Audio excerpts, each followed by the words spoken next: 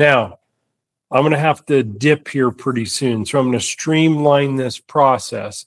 If I'm able to get 7 or more of these properties on my spreadsheet, I'm going to throw out the highest and the lowest per square foot. So when I'm doing my averaging, I'm going to take out the highest and the lowest, the anomalies. Now, for calculation purposes here, I'm just going to show you how I would do this because we have 3 properties.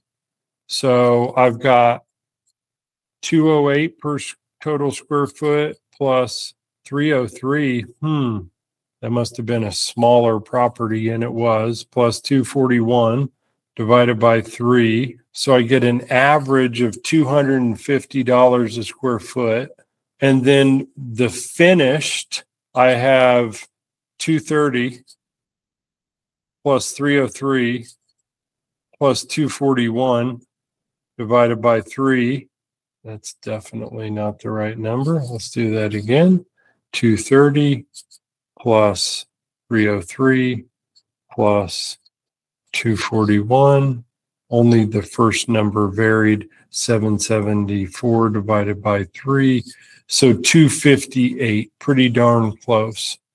Now I'm going to multiply the average per square foot, 250, times subject property, 2199.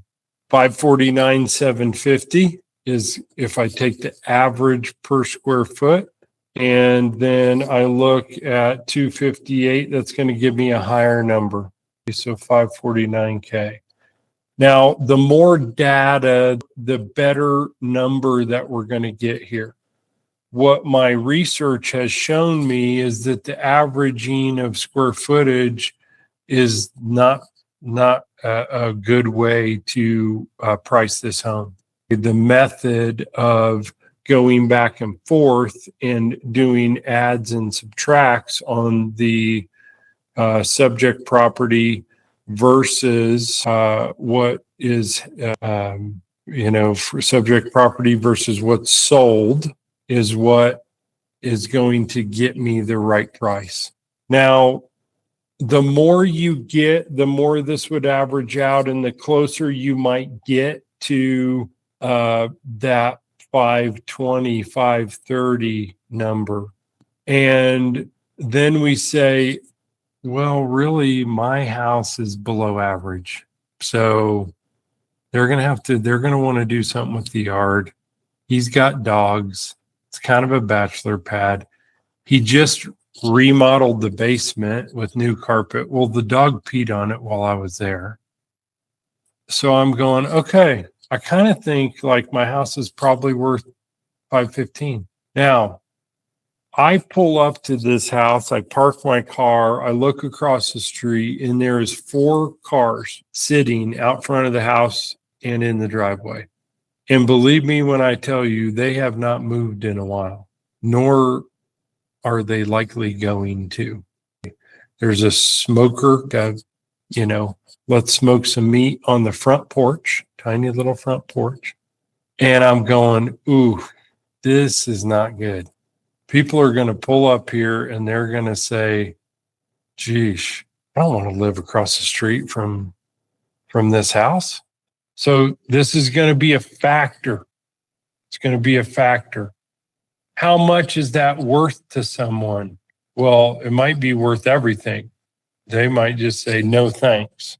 So I'm probably eliminating, based on the condition of this place, half of my market. So how do I appeal to the other half of the market? The same can be true on busy streets, guys.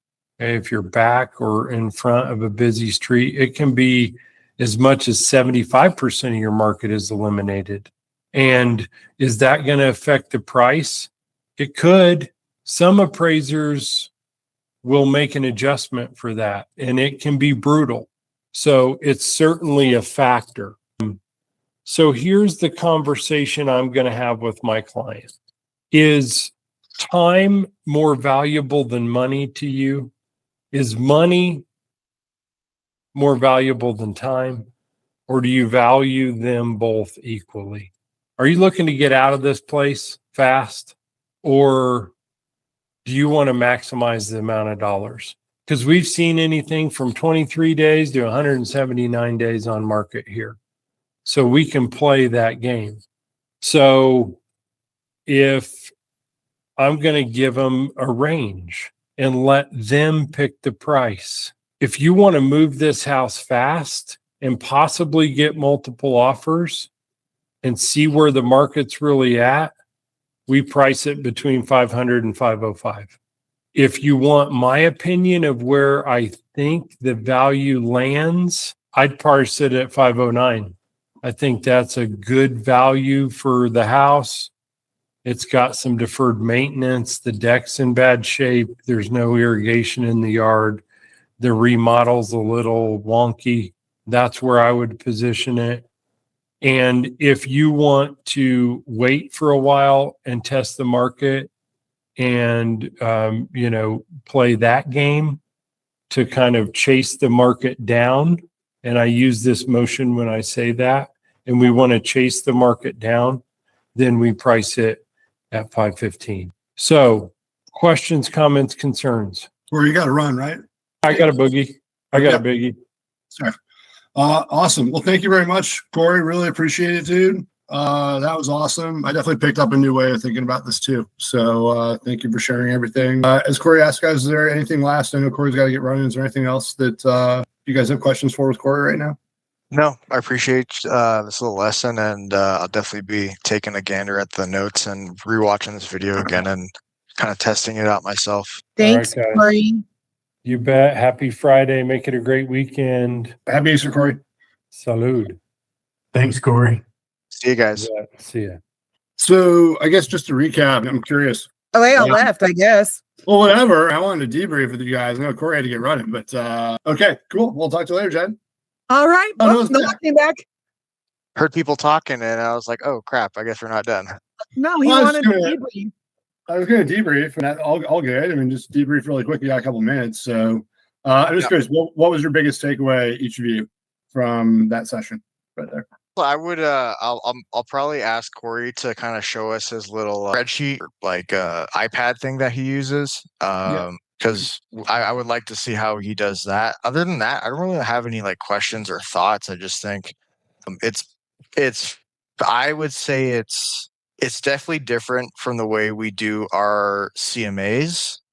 I still reference the notes that I took when you gave us, like a CMA class, Jared, of doing +1 or plus and -1 bedroom, bathrooms, plus and minus 20% square feet, lot size, all that stuff. So a lot of similarities there. I think him going through and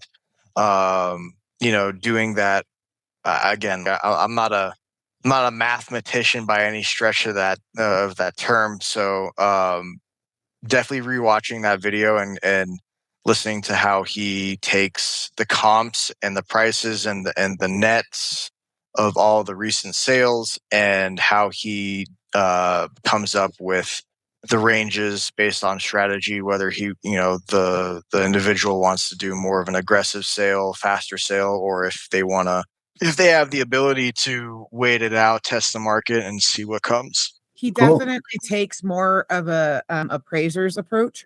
In terms of, I guess, what do you mean by that? Just in the way he organizes his thoughts and goes through his notes and how he looks at the different aspects. I've worked with being in a dispatcher in the service industry. You work with a lot of appraisers, and a lot of them have the little notebooks with the columns, and they write the positives and the negatives down, and then they go home and do their whole thing. So he reminds me very much more of an old school appraiser in the way he organizes his thoughts. I have to second that too, because I have 2 months of appraiser experience. Right after I got out of the military, Matt set me up with an appraiser because that was my first route in real estate.